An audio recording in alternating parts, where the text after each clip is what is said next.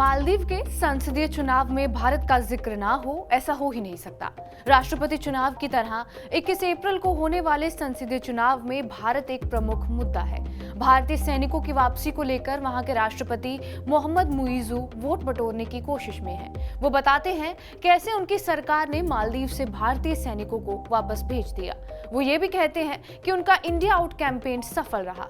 एक चुनावी बैठक में मुइज़ू जनता को संबोधित करते हुए कहते हैं 9 अप्रैल को मालदीव से भारतीय सैनिकों का दूसरा बैच भी जा चुका है। मीडिया रिपोर्ट्स के मुताबिक भारतीय सैनिकों का ये बैच वहां डोनियर विमान ऑपरेट करता था। बता दें कि फरवरी में भारत और मालदीव के बीच हुए समझौते में ये तय हुआ था कि सैन्य विमानों के संचालन और देखरेख का जिम्मा अब टेक्निकल स्टाफ टीम संभालेगी।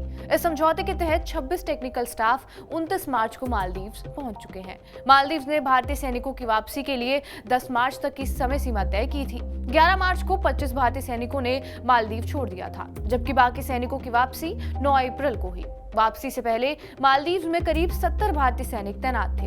इनमें से कुछ सैनिक हेलीकॉप्टर और डोर्नियर विमान का संचालन करते थे, लेकिन अब इन ऑपरेशन को भारत की तरफ से भेजा गया टेक्निकल स्टाफ अंजाम देगा। भारत ने मालदीव को 2010 और 2013 में 2 हेलीकॉप्टर और 2020 में एक छोटा विमान तोहफे के तौर पर दिया था।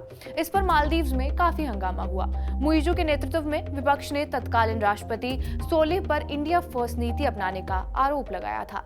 राष्ट्रपति चुनाव में मुइज़ू इंडिया आउट मुहिम चलाते हैं। बहरहाल गठबंधन के सहयोग से मुइज़ू राष्ट्रपति बन जाते हैं। 15 नवंबर 2023 को वो राष्ट्रपति पद की शपथ लेते हैं और इसके बाद भारत और मालदीव के विवाद बढ़ते ही जाते हैं। इसी बीच 4 जनवरी 2024 को पीएम मोदी लक्षद्वीप दौरे पर जाते हैं और एक वीडियो शेयर करते हैं जिसमें लक्षद्वीप की खूबसूरती का जिक्र था।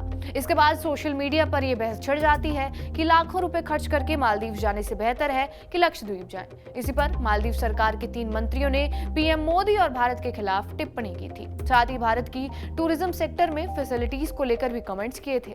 हालांकि भारत के विरोध के चलते ये तीनों मंत्री 7 जनवरी को बर्खास्त तो कर दिए गए, लेकिन सोशल मीडिया पर #बॉयकॉट-मालदीव्स ट्रेंड करने लगा था। भारत के खिलाफ बयानबाजी कर मालदीव ने अपना ही नुकसान किया है। आंकड़े बताते हैं कि साल 2023 की तुलना में इस साल मालदीव पहुंचने वाले भारतीय पर्यटकों की संख्या में कमी आई है। मालदीव की टूरिज्म मिनिस्ट्री के मुताबिक जनवरी से मार्च 2023 के बीच 56,000 से ज्यादा इंडियन टूरिस्ट मालदीव पहुंचे थे, जबकि इस साल यानी 1 जनवरी से 10 अप्रैल 2024 के बीच केवल 37,000 भारतीय ही मालदीव की यात्रा पर गए।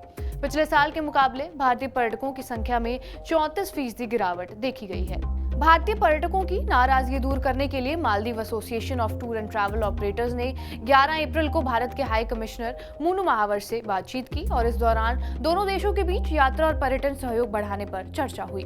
वहीं दूसरी ओर मालदीव के राष्ट्रपति भारतीय सैनिकों की वापसी को भी चुनावी मुद्दा बनाए हुए हैं। बहरहाल आपका इस वीडियो पर क्या कुछ कहना है, हमें कमेंट बॉक्स में जरूर बताएं। बाकी देश और दुनिया की तमाम बड़ी खबरों के लिए बने रहे हमारे साथ TV9 डिजिटल पर।